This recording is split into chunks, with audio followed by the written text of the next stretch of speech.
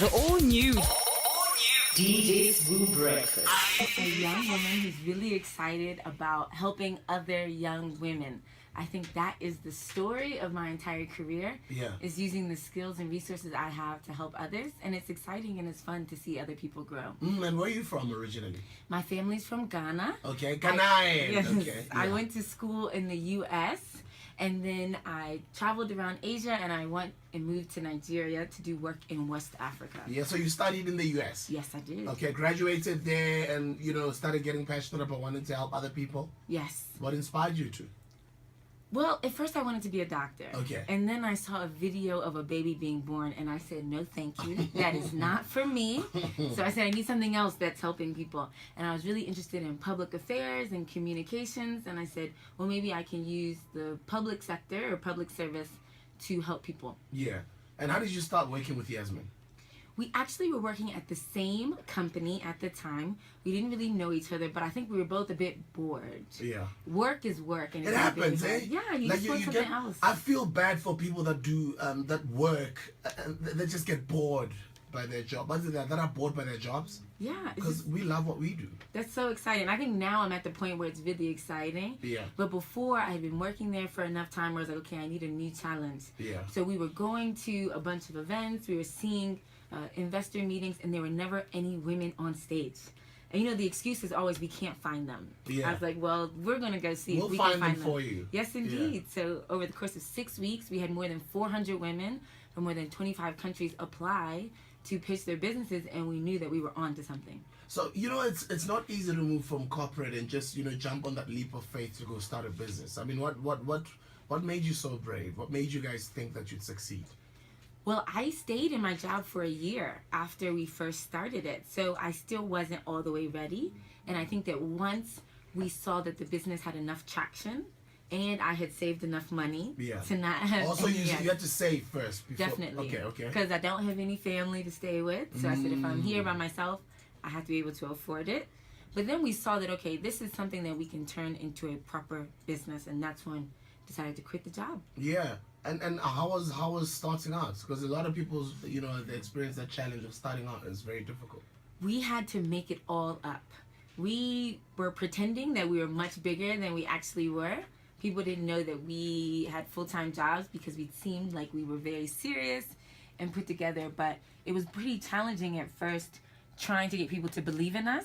Yeah. They were like, oh, we think this thing is cool, but we want to see more. We want to see more proof, more traction. Go get other sponsors or other partners. So we really just needed to get that one person to say, yes, we support you. And then after that, other people followed in line. Wow.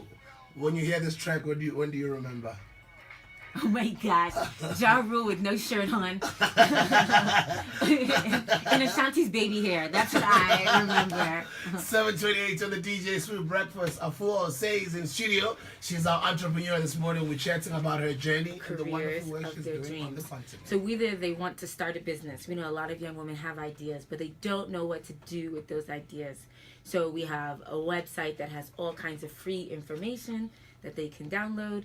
You can talk to experts. You can read other inspirational advice and articles, all from our website. And then, of course, we host networking and learning events so that you're able to take the things that you've been reading and thinking about and ask those questions to experts and get coaching one-on-one. And how do you plan on reaching as many women as possible in the continent?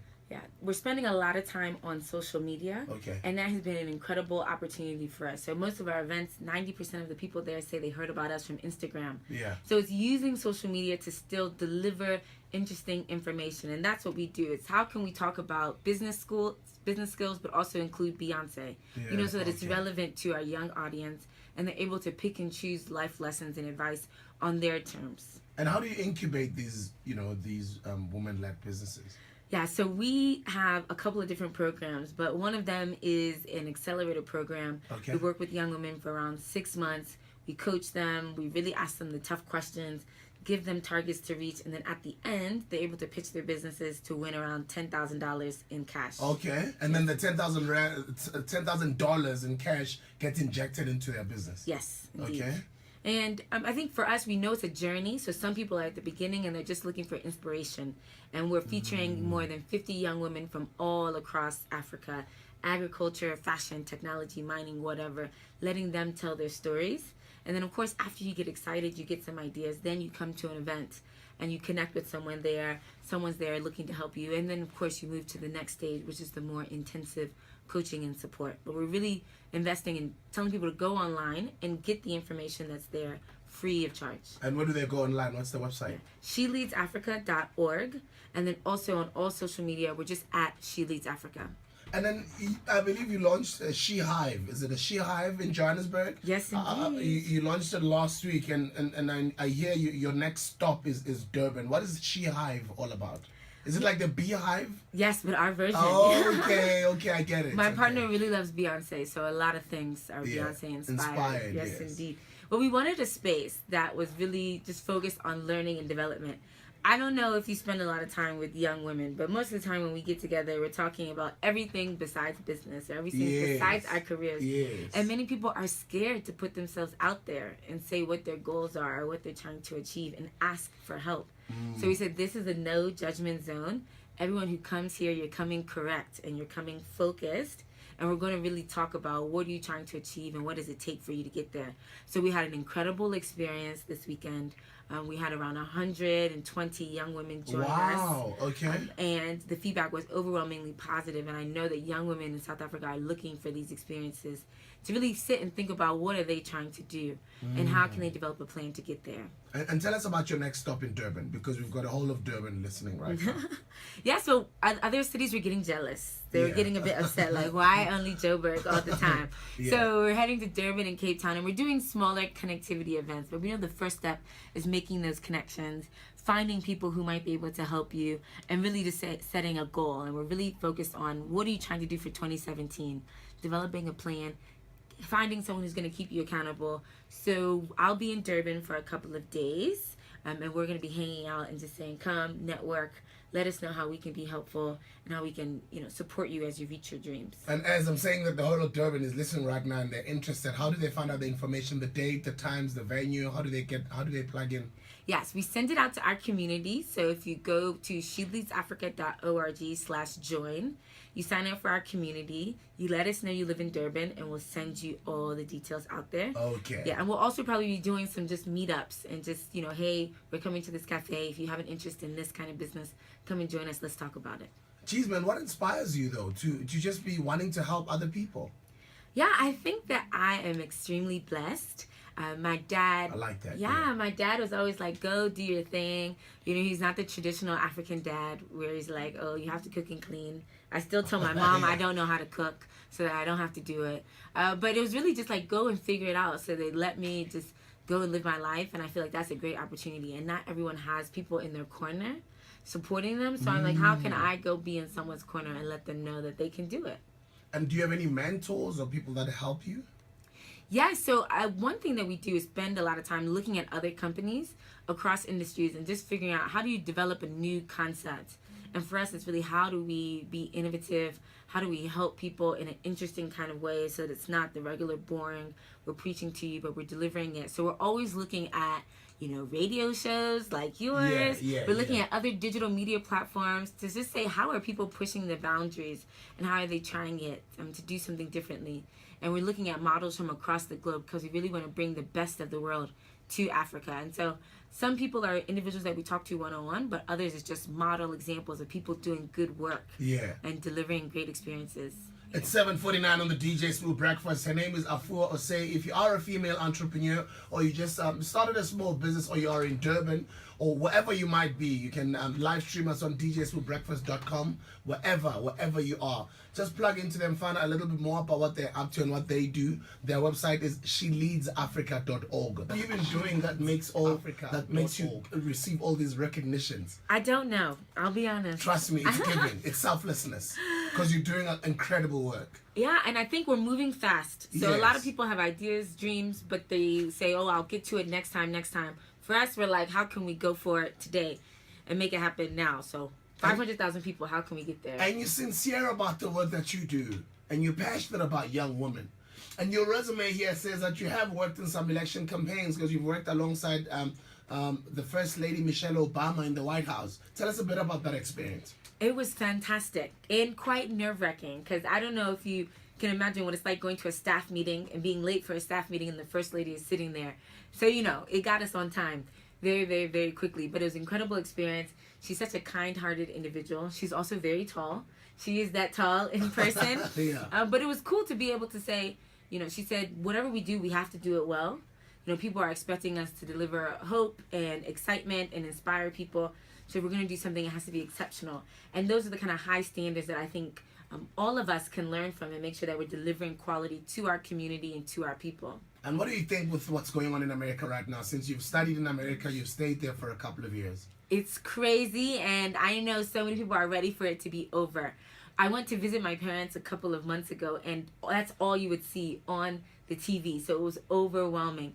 But I believe that positivity will win out, that people are looking for leadership that is encouraging and inspiring, and a lot of the divisiveness hopefully will go away and people will heal and come back together after this election. Did you listen to President Obama's speech last night? I did. Well, last night here, but obviously yesterday there. Yes. Yeah? Yes. What did you think? I think he's trying to do his best to remind people that America is a better place, that as people all across the globe, that we are better people. And it really is down to us individuals making an impact, going out and voting, and doing what we can to make sure that positivity, that love, that encouragement and inspiration win out, and not the divisiveness and the negative energy that people want to just hate on others. Yeah. And that doesn't win. And what do you think of the African leadership? I'm leadership in Africa. I mean, you're a leader on your own right. You're doing wonderful work already for young girls in your own space, but not in politics. Yeah. But politically speaking, and for our continent of Africa, what do you think of our leadership?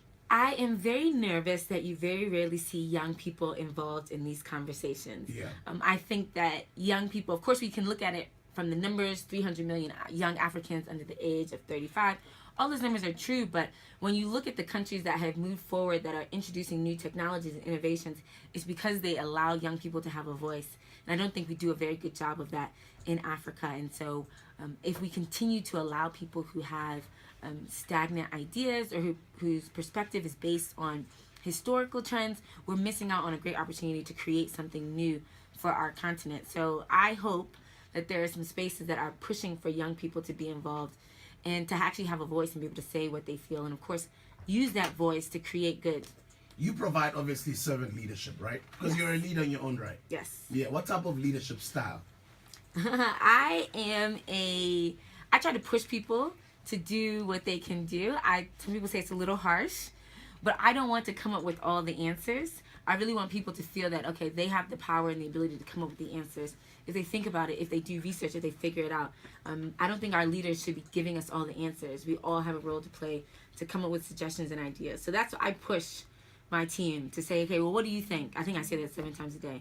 Yeah. What do you think? Well, what do you think we should do? And then I'll give you my opinion. But I think as leaders and as we're trying to train other people, we need more people to think and come up with their own ideas. And where are you going in the next couple of years? Because you're still very young. Yeah, You've achieved so much already. Yeah. Our dream and our vision is to build the #1 destination for smart and ambitious young African women. Yeah. So we're excited to launch a festival next year that's going to bring together like 5,000 young women focused on innovation, culture, technology. And you very rarely see African women as the center of that. So we're going to make it happen. We also plan on reaching a lot more countries and connecting. I hopefully connect with 500,000 young women by the end of next year and keep 500,000 young women. Yes, that's the target that I've set. And you're planning to do that online? Because when I was saying to people, we plan to, our movement got a movement called Leadership 2020. When we were launching in 2013, and saying we're planning to have impacted about 10 million lives by year 2020. People are like, what? How do you plan to reach that number of people? Yeah, it's definitely possible through online. And we have found that people are utilizing our Facebook, our Instagram, our Twitter to get ideas. This young woman came to us and said that she was a housewife. She had 2 young kids and she had no direction. But she was reading the article, she was getting inspired, and now she started a business from her home. So there's the power of digital if we're using it to spread positivity, share leadership lessons, share business ideas. There's no telling what we can do. Afua Osei, thank you so much for joining us this morning. We wish you well. And they're coming to Durban with their organization. She Leads Africa. And how do they get in touch with you? visit sheleadsafrica.org and join our community. There's a big join sign, and we'll send you the details right away. Are you on Twitter, Facebook? How do people find you? Twitter, Facebook, Instagram, YouTube at She Leads Africa. She Leads Africa. Yes. Thank you very much, my sister, for Thank visiting you. us. May God bless you. Thank you. Wishing you well. Continue doing what you're doing. May you grow in leaps and bounds, and may you just be blessed in abundance, because you're doing wonderful work in changing young women's lives. Yeah? Thank you. We appreciate it. Bless you. That was Afua Osei on the DJ Smooth Breakfast.